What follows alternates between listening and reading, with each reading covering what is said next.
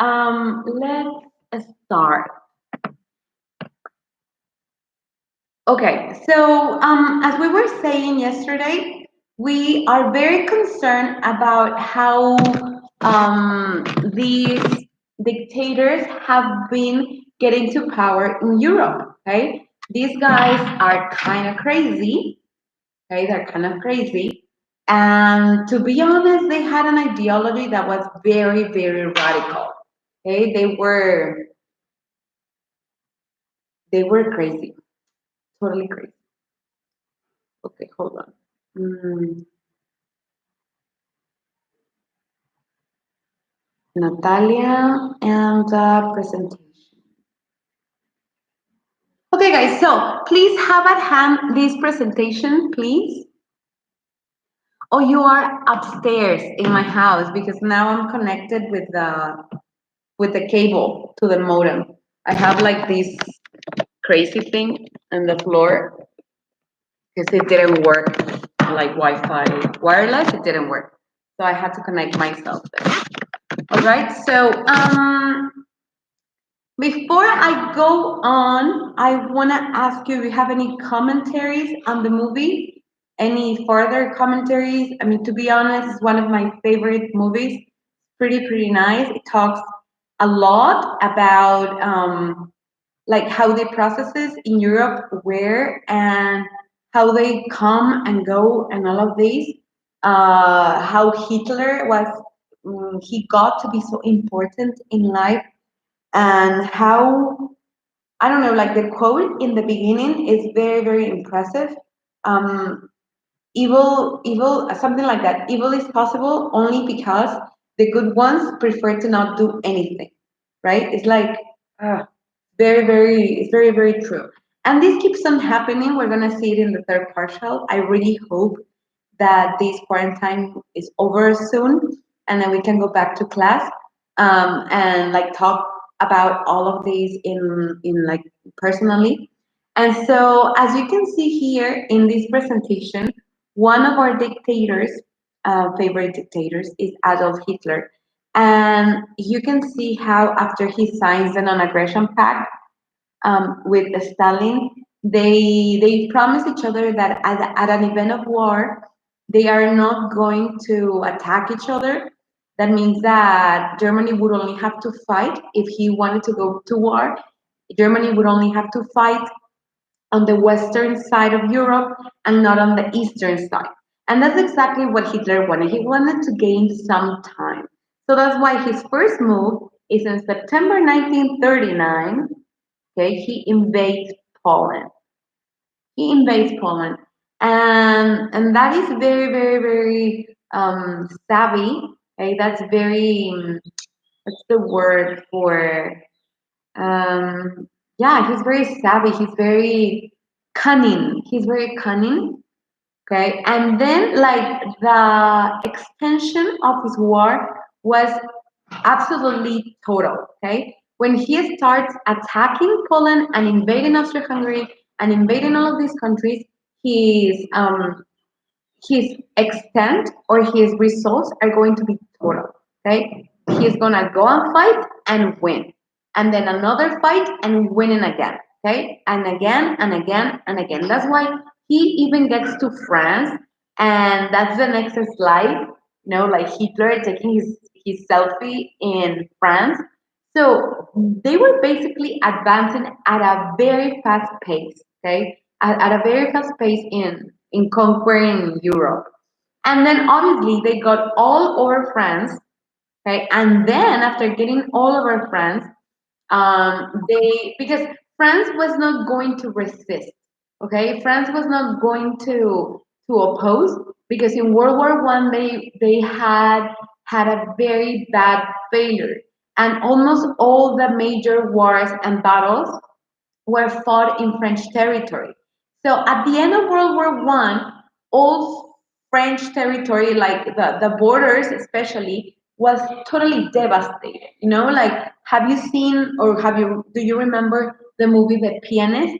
And at the end, towards the end, when they go and rescue the guy, you know, the one guy that is left, uh, you see the whole city in ashes. You see the whole city devastated. Like very, very important cities were totally wiped out of the earth. Okay, so that's why when France encounters the Germans again, they're not going to make the same mistake. Okay, they're not gonna do that anymore. They're just gonna let them pass because it's more peaceful. Surrendering is more peaceful, it's more convenient for them. They're not going to oppose such a strong force and facing them as if they were the only allies. Because remember, Great Britain and United States, they would remain silent and quiet and not helping France until it was absolutely necessary. So we were friends until, for my convenience, it's not convenient anymore. Okay, so that was pretty creepy, and that is not good to do with your friends.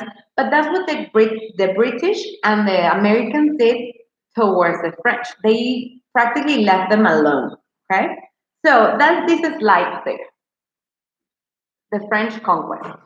And then, obviously, if you conquer Belgium, if you conquer the Netherlands, if you won over France, okay, we do not care about Spain yet. First of all, because Adolf Hitler had a very constant communication with Francisco Franco, which was another fascist dictator, and he was occupying Spain at that time. And as a matter of fact, Adolf Hitler had a communication with him, like a telegram or a phone call or something, and they talked about the intervention of Spain into the war. But since Spain during the 30s, almost the whole decade, they were in a civil war, Francisco Franco decided to not get into the war, and especially not on Germany's side. Okay, so they just they just said that they would stay neutral, that obviously ideologically they would back up Germany, but they would not fight because they were not in no condition of fighting at the time. And surprisingly, Adolf Hitler didn't have a resentment towards that attitude. Okay, he was just okay with that. He thought it was simple, especially because Spain did not represent like a great stake for Hitler. He was not interested in Spain at all. Not because their resources, which are not many, not because geographically, even though they're a peninsula, I mean, if they would conquer Austria-Hungary and all the way to Greece, they would have a way out to the ocean. So it wasn't what he was looking for. Okay, especially not then. He was looking for revenge, and so his next biggest enemy was obviously Great Britain. And that's how in 1940 to May 1941, remember that during the winter we're gonna have a break of the war because in winter we're never gonna fight. We have the Blitz. Okay, the Blitz is a German word for lightning, for a thunder. Okay, so the Blitz is like a type of attack, a strategy, a battle strategy, an air battle strategy, in which, first of all, you have an element of surprise. Okay, as a matter of fact, they use it a lot in American football. Okay, they all go out and practically smash them out, and in a very surprisingly way. And then the quarterback throws it, and you can see the real strategy then. Okay, so first they would they would bomb all the city, and they would make a lot of fuss about it. And then after those bombers, then they come the other type of airplanes that would go in the strategic attacks. Okay, so they totally bombarded London, the London Bridge, the English Channel, everything. Everything was devastated. That's the time in which Queen Elizabeth II, the one that is the ruler of England right now, she was a small girl. She was about 12 or 14 years old. And she and her sister Margaret and her father George and her mom were put outside, and they were kept separately because just in any case of an attack to the crown, they would have the successor very safe. So imagine how traumatic it was for the little queen, the little heir to the throne, okay, the princess, to be apart from her parents during those very perilous times. It was very dangerous. I mean, you could lose somebody that was very relative to you and that was so close to you at these events. So they kept them apart, obviously, for security reasons, and that's their security protocol. And so that's how they bombed it. And in the presentation, I put the bombing, the air bombing of the English Channel and the traditional picture of the London Bridge, right? So it was very brutal. It was very brutal, and Germany advanced in a very fast pace. So in basically 2 years or a year and a half of war campaign, Germany had only had um, victories. Okay, they were not defeated at all. Okay, so what happens now? What happens, and that's like the one mistake that Hitler made, and everybody thinks that if he would have waited a little bit more um, to attack Russia, then maybe we would be not speaking English right now. We would be speaking German right now. Okay, so look, then that is very important, guys. Okay, Operation Barbarossa. Okay, on June 1941, everything was going swell for Hitler, and so he decides that he's all powerful and almighty, and he decides to attack Russia. He says that the war against England is almost won, and United States hadn't gone into war yet, because remember that Pearl Harbor is going to come in December 1941. So we're in June, around June. London had been bombed already during May, and so everything seems very positive for the German campaign. And so Hitler feels very confident on his army. He feels very confident on his high command, the military high command, and he's going to order Operation Barbarossa. Okay, you have to remember that name, Operation Barbarossa. And in Operation Barbarossa, um, Hitler is going to order the invasion of Russia. Obviously, as you may be thinking already, if you are following me or not listening to music, okay? If you're following me, you may be thinking that this is exactly the opposite to the Non-Aggression Pact signed in 1939 by Joseph Stalin and Adolf Hitler, right? So exactly, that's exactly what happens. Hitler has no like restraint whatsoever to betray Joseph Stalin an international valid document. Okay, he signed it precisely to gain time, and he knew he was going to break that pact. And obviously, the Russians knew Hitler was going to break the pact at any time. Okay, so they were just waiting. They were just waiting each other to bail. Okay, out of the non-aggression pact. So it was a fake treaty. All right. So in 1941, as it says here, okay, Hitler orders a change of tactics, and he moves troops. He redirects some resources, obviously money, each soldier, each uniform that they wear, each book bag that they actually carry, okay, with provisions and munitions and arms and all this type of war gear costs Germany a lot of money. Okay, so it's not a war that is free. Where is Germany getting all that money from? Well, that's the good economic strategy that Hitler is actually very praised for. Okay, he is having like a nice circle of economic inputs and outputs. The government is his own customer for all the factories and all the businesses that are making, instead of refrigerators, now they're making weapons. Okay? Instead of automobiles, now they're making tanks. So the government is the first creditor, the first buyer, and so it's like a well-rounded business, at least in the short term. Okay, we're gonna see that in the long run is not always very optimistic. Okay, so up to here, okay, this is like the first part of the war. Obviously, the Germans were very much more superior to the Russians in all senses. Well, only in one sense they were not superior. Okay, the only one, as you can be imagining already, is population. The Russian army was triple, double, quadruple, quintuple as many like they had like 5 soldiers per one German soldier. There were many more. However, the technology that the Germans had developed right now, it was far more superior than the British, than the Americans, and than the Russians. Okay, so what's going to change the course of action in World War II? The intervention of Japan in Pearl Harbor, forcing United States to get into the war, and now the two rivals are now like even up. Okay, so up to there, do you have any questions?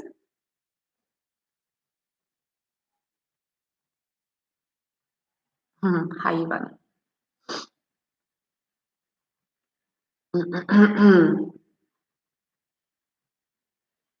Let me know if you have any questions. No, everything perfect. Okay. So let's meet tomorrow again, okay, around this time. I don't want to like give you so much information, but what I'm gonna do is upload in the platform. I'm gonna upload, or no, I'm gonna send it to you through Natalia. It's another PowerPoint presentation, but it has animation and it has like the expansion of Germany very, very graphically, so that you can see how fast Germany starts conquering first France, well, first Poland, then France, then obviously Belgium, the Netherlands, and then they jump across the English Channel, and they bomb by 1941 England, London, the capital, because it's very iconic. And then they go up, they go to Denmark, Norway, and Finland. And so now they're ready. Since everything was so easy, well, not that easy, but it was like openly feasible for Hitler, then that's why he decides to go east and start fighting the Russians. Okay, the first Russian defeats are going to be crushing. I mean, we're gonna count um, dead Russians by hundreds of thousands. Okay, that's brutal. It's totally brutal. Yeah, no, I don't like that movie. I don't like them. If anything, I'm gonna make you watch this very good documentary that is in History Channel, and it's called World War II from Space. I love it. It's like an hour and a half long, but I don't like the movie Pearl Harbor because you get lost in romance and all of that. And I think the girl there is very flusy because she sleeps with like a guy and her best friend. So I mean, what's that about real love? You know? So, I mean, yeah. The attack was impressive. You can watch that scene, the scene in which the Japanese come and they bomb it, and how much impact it had on psychologically on the soldiers. But above that or besides that, I don't think it's worth it. Okay. So yeah, I know it's romantic, Ivana. That's why I don't want it. I don't want that. Okay, so I'll give you a link for a movie if you're bored and you want to watch it. And it's not going to be Pearl Harbor, okay, as much as you insist. And second of all, I'm going to give you a PowerPoint presentation that has like some animation if you want to get help on that. Okay? Do you have any questions, further questions? No? Okay, so tomorrow we're gonna see the second part of the war. So the first part of the war, we're gonna see a very victorious Germany conquering everything and having absolutely no rival, okay, that can meet up to their expectations. And tomorrow we're gonna see now the Japanese and the Americans coming into the war, and now things get complicated. Now remember, we can call World War II a war with two scenarios. We have the Allies against Germany in the European scenario, and then we're going to have on the other side United States against Japan, because really in the fight against Japan, no allies were involved besides the United States. So it was only an American war, okay, the Pacific War. All right, so that's it for me today, and I'm sorry for the delay, but my connection was kind of weird, and so see you tomorrow, guys. Bye-bye.